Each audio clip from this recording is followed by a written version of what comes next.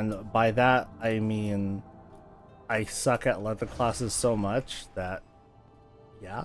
Hey, it's Soul, and this is Breaking Torghast, a kind of series of videos where I showcase the ridiculous builds in Torghast, the wish fulfillment feature of WoW's upcoming expansion, Shadowlands.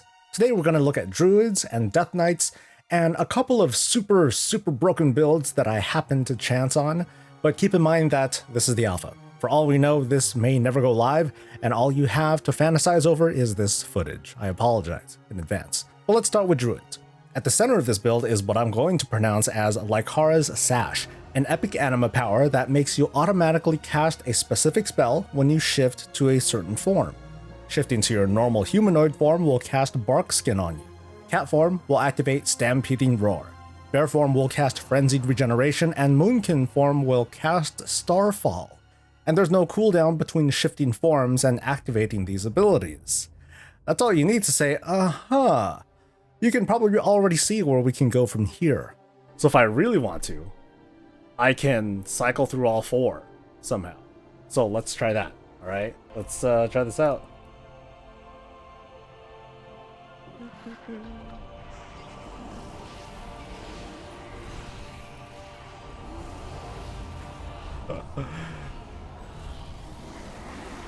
Oh wait, I need to have what's it called? Sunfire on most of these bars, couldn't I? Oh shit!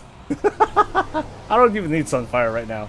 I'm killing shit too fast. What I did in this footage was set my hotkeys so that one button would make me shift from one form to the next, and then drop out of my form to activate Bark Skin, and then repeat the process.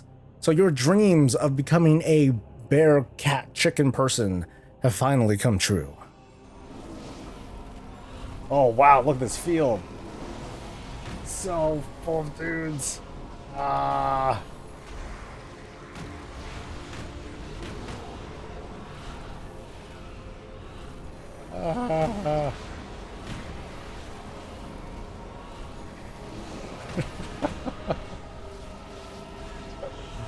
Oh man.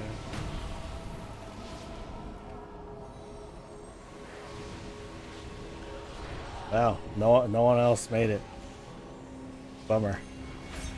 By itself, this power it's already ridiculous. You're already taking reduced damage, you always have a speed boost, you're always healing yourself, and you're always raining stars. But there's more. Normally, Starfall increases the duration of your current dots by 4 seconds. It's no different here either. Since you're constantly activating and reactivating Starfall, you're constantly refreshing your dots. It's stupid. But by itself, Starfall isn't quite enough to just vaporize your enemies. This build also depends on procs that deal extra damage, like Lightning Dust and Corruption Antenna, which can easily deal tens of thousands of damage. As a bonus, if you happen to be on the Cold Heart Interstitia cell block, use a Ravenous Anima cell from the Phantasm vendor, use it on these Cold Heart mobs, and you'll obtain this little beauty, Dark Armament. That I don't care about. That's this one, Dark Armament. Killing a creature grants 25% haste for 10 seconds. An anima power that adds 25% haste every time you kill a mob. And this isn't a multiplier. This will add 25 or 50 or 75% haste because this stacks. In a big pack, you can easily rack up 200 or so % haste for 10 seconds for some ridiculous dot ticks and damage procs. Defensively, you can pick up Grasping Tendrils to root enemies that get too close to you. Remember, you always have Bark Skin active too, so as long as you're moving, only the toughest of elites will have a chance to stick to you. Those are the big pieces of this build. Just keep your health high if you're tackling tougher floors, and you'll be zooming by in no time. This build is obviously best suited for dealing with tons of mobs at once, but it is less effective against strong ranged elites and bosses. Moving on to Death Knights, Death Knights have some of the most impressive anima power kits out of all the classes, in my opinion at least. The one that I happened to run into the other day involved 2 powers, Chains of Anguish and Unbreakable Cuffs. Chains. That's a lot of chains. Chains of Anguish makes targets affected by your Chains of Ice to share 50% of all damage taken. It's kind of like a Warlock's Havoc spell, but everything. But Chains of Anguish can stack too, meaning that you multiply the damage done. Unbreakable Cuffs is a common anima power that you do want to stack. This way, you can apply multiple Chains of Ice. That means striking just one target will cause the damage to be shared among all affected targets, and it multiplies. It's not just shared or redistributed among all these targets. So what happens when you have a handful of Unbreakable Cuffs and 2 stacks of Chains of Anguish? You get Web of Chains, and from here you only need to deal small amounts of damage to unleash massive pain on your enemies. Powers that proc damage, like I mentioned Lightning Dust and Corruption Antenna, just wreck packs of enemies. And if you're in a group with other people, you probably don't have to do much else except cast Chains of Ice on every target that's not affected. The more stacks of Unbreakable Cuffs you can find, the more chains that you can throw out at once, and the longer it lasts. This is a ridiculously powerful synergy. Just like the Druid build though, the Death Knight build isn't quite effective against single targets. So as a bonus, I'm going to include one more Death Knight build, one that I stumbled upon while doing a more difficult climb of Torghast. It's centered on the Undertaker's Crown, which causes Lichborn to fire off Death Coils while it's active.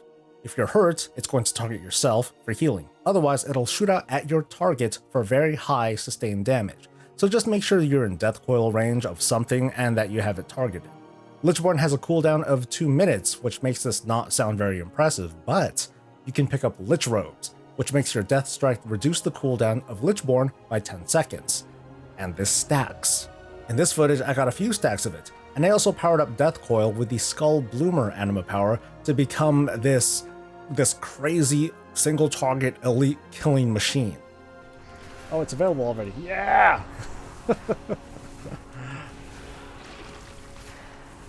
It felt like anime. I'm shooting death coils out of my insides and just burying my enemies in chest bullets.